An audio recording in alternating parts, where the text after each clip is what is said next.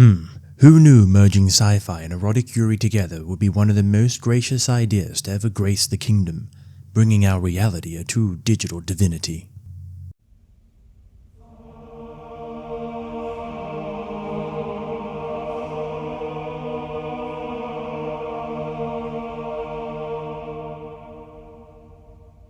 Greetings, warriors of the kingdom. Today we shall speak of why it is a fantastic idea to go on drunken shopping sprees, for it is a gateway that brings forth Yuri glory, apparently. Does it count if you lose your virginity to an android? Well, that is not only the title of this series, but also a highly technological and philosophical question that a true warrior, Yakiniku Toshoku, the author of this erotic Yuri manga, seeks to answer. And the journey our protagonist Akane goes through, I wager that yes, it did count. It counted in so many different ways. The goddess herself blushed in awe that Japan always finds new ways to bring glory to the kingdom of Yuri. So let's get started, shall we? Our tale begins with Suda Akane, an intellectual beauty of a robotics manufacturer who is a lovable role model and admired by all. But at home, Akane is a loner who drinks away her weekends in a rubbish-filled apartment.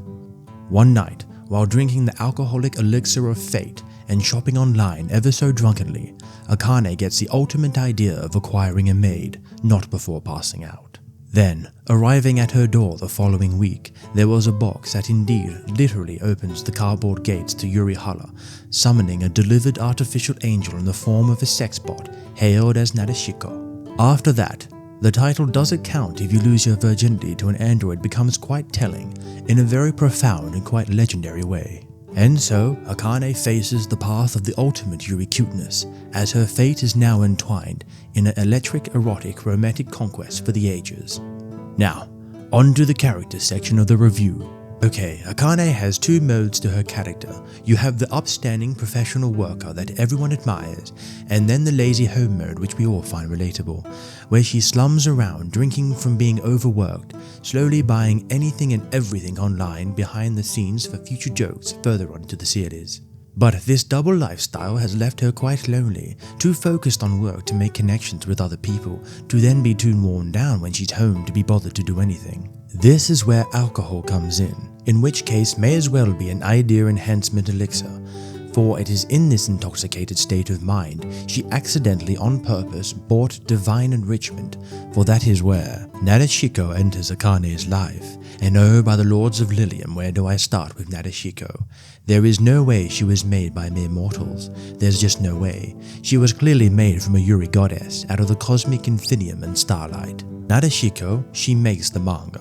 Well, obviously, she is the sex bot that brings many a strategic victory to Akane, and the cuteness and sheer self-aware horniness this warrior brings forth to the story is beyond god tier.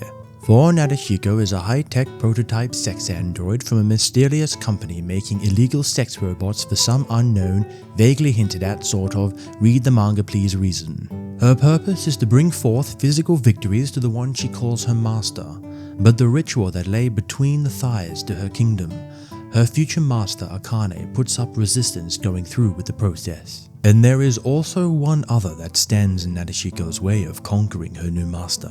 June, the childhood friend of Akane, that may as well be the pervy younger sister that moved into the city from her hometown looking for work.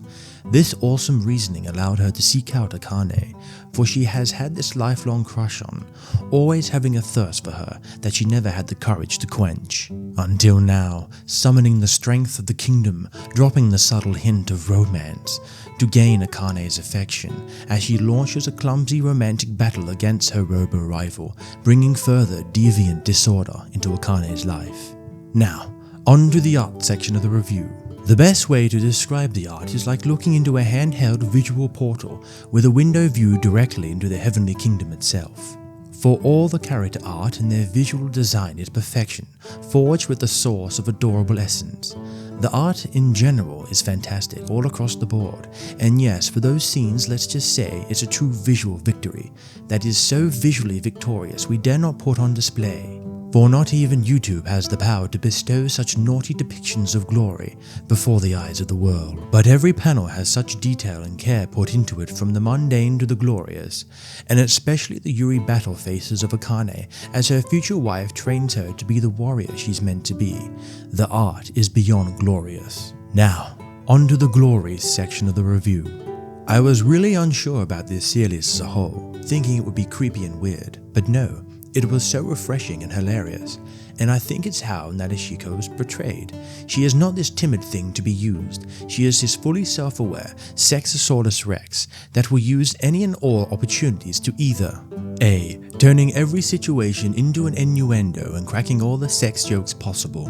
B. Attempting almost anything to turn her future master on and please her in the cutest and most seductive way possible. C. Using any tactics to seduce Akane into making her master as soon as possible. Like any time Akane and Nadeshiko's eyes just so happen to meet, Nadeshiko just goes for the kiss. No hesitation, 0 F's given. That is also a good on-the-nose metaphor for their relationship, except they have all the F's possible on any given enchanting evening. So, all lust aside, Nadeshiko just treats Akane with such intimate kindness. You would think she's all about the bedtime victories, and you're also right. But Nadeshiko has this sweet and gentle human quality that develops over time, that becomes more pronounced, especially when Akane's childhood friend June rocks up, putting her emotions to the test. Like, if I could give this series an alt name, it would be, Does She Count As My Wife If I Bought Her Online? Because that's the warm and comfy vibe she gives. Well, aside from the non-stop Yuri time, she's a saint of a wife with the lust of the devil. And Akane is a total submissive soldier, earning the medal of Saint of Submission, for she falls in line for all of Nadeshiko's tricks, always setting herself up for failure, though it's technically victory. But in this newfound relationship, Akane keeps having these reasonable thoughts that Nadeshiko is just a robot. Her feelings are programmed, not natural. This causes difficulties about how she feels towards Nadeshiko. That being said, while Nadeshiko always compares herself to a home appliance only to be used for glory with no honor, Akane is quick to correct her and say she's more than a tool for glory, but she is the manifestation of glory itself. It's just that Akane is incredibly indecisive with her feelings. She loves her little robo-girlfriend. She's just taking her time to accept what she already knows. And poor June, with such bad timing rocking up in the midst of a Yuri conquest. Since she grew up alongside Akane, she saw the cute glory behind the charade of Akane's perfectionism. This motivates her to pursue her life's crush, even though Akane's heart is under siege from this digital deviant. If only she had the courage early on to pursue her feelings, though I can still hail her glory for following what her heart desires, choosing to march on because, yep, she likes the hot, slobby, messy, lazy girls. June earns the medal of Rebel of Romance. There's also the looming question of Nadeshiko's creator. Who is this architect of kinky chaos? What is the purpose behind Nadeshiko's creation? Why create a piece of illegal Eden and send her out to seek a master to bestow naughty glories? I believe Akane was chosen to walk down the path of the Lily legend, a most noble quest indeed. But to what end? Is she even capable of walking the Yuri warrior's way? Only time of rigorous Yuri workout sessions will tell.